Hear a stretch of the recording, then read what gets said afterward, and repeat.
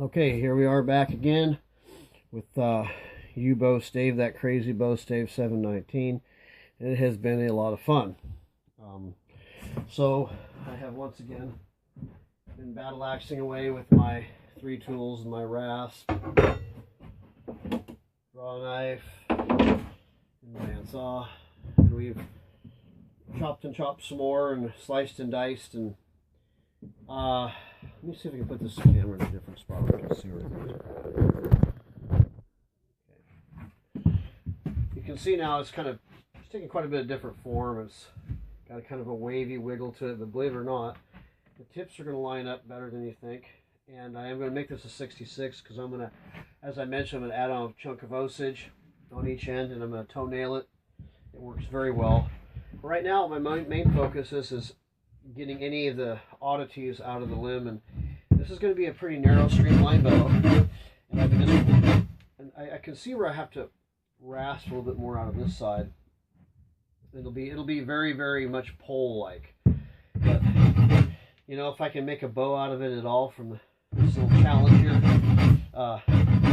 from what you saw it began, well, I'd say we've actually accomplished something pretty good. And I'm not sure how heavy it'll be, what its draw will be, but this has some very interesting stuff in it here going on. It has had a very, very thick membrane there.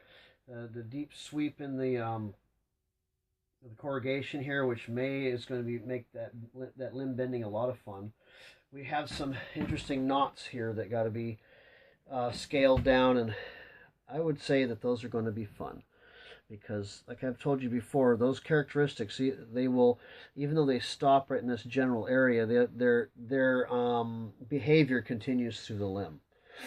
I've succeeded with these knots before many times, as you've actually witnessed me to do on cam, but you never know with these guys. So I am going to continue rasping these limbs to shape, and shortly we'll put it back in the vise and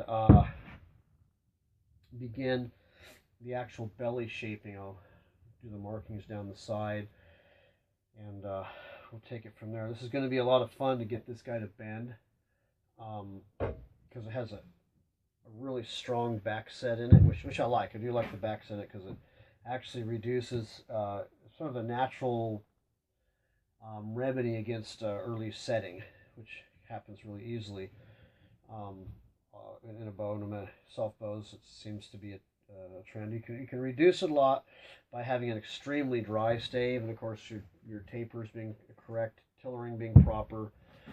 But all in all, there's still a chance of it setting. But this sort of has a natural remedy on it, and of course I don't know how well yet these limbs are going to survive the bending process. We're going to see that as we knife down into the belly what's going on with these limbs, because it very well could be we don't know the physics of it yet. I don't yet.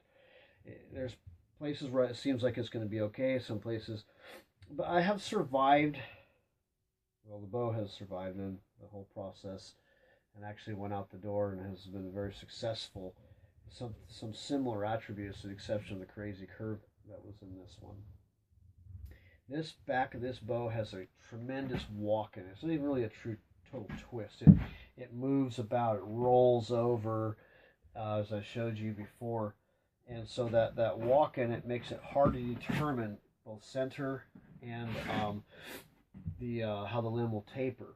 So you have to constantly keep watching and not be fooled by the belly or something that's going on. You're following that line down here and working with it, because it's really easy to move it one way or the other and get a false view.